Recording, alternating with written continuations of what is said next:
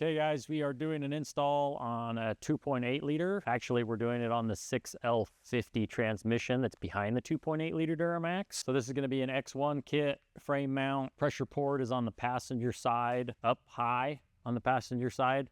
That's an 1/8" pipe thread. You do have to have a PML aftermarket pan on this transmission in order to put the kit on it. It has the 1/8" return port on the pan. Otherwise, you can't put it on. So you can call us and we can order you the pan and get it shipped to you at the same time we ship your kit. This is your pressure port. This is the passenger side of the 6L50 transmission. So we're gonna pull this 1/8" pipe plug out. We're gonna install our ANO602 MS90 in there. It goes to the hose and that will run to the in port of our X1 bypass filter. So you're gonna run that hose up over the top of the transmission, back over here. That pressure port's gonna run to the in port of our X1 bypass filter with the 1/4" orifice fitting installed in here. The ANO604 MS90 will then thread into the orifice. And then the return will thread in to the out port. That's the 04 MS90 again. And it will return, we'll run the hose back over the top and return it to the aftermarket PML pan. So our kit comes with the frame mount, the universal frame mount bracket, but we've got a couple of different options. This one we're gonna mount right here. These are our 3/8 16 serrated or self-threading bolts. We do offer these on our website now, so you'll need to order that separately. So this is the cross member bracket for the Jeep Gladiator that we have. It also fits here on these two bolts on the cross member, and then these two holes bolt to the bottom side of the filter housing that would fit here.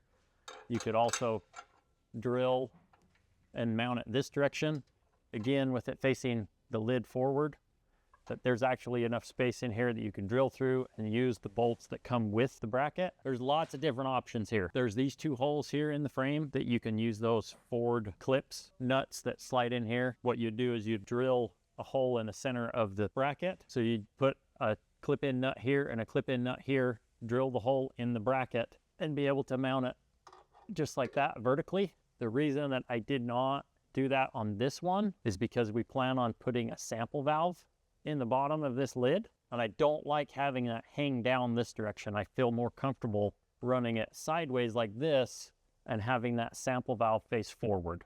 For your 3/8 serrated bolts that are available on our website that you can buy, I drilled the frame with a 5/16 drill bit and then just ran these bolts in with some Loctite on them with an impact. So we've got our lines ran, our pressure hose 34 inches long with an 1/8" swivel on one end and a 1/4" swivel on the other. The return line is the 1/4" swivel on here and the 1/8" swivel here. And the return line is 36 inches long. The housing is installed in the frame mount bracket. These are at 35 foot-pounds here. This is at 35 foot-pounds when it's hot, 30 when it's cold. Please verify that there is an O-ring in the lid, that there's an O-ring in the washer, and that there is a filter inside this housing. And then torque this 35 foot-pounds. You've got your in-port 1/4" orifice. That's a 13/16 wrench or crow's foot, torqued to 122 inch-pounds. And then you have to hold it and torque this 3/4" crow's foot to 122 inch-pounds.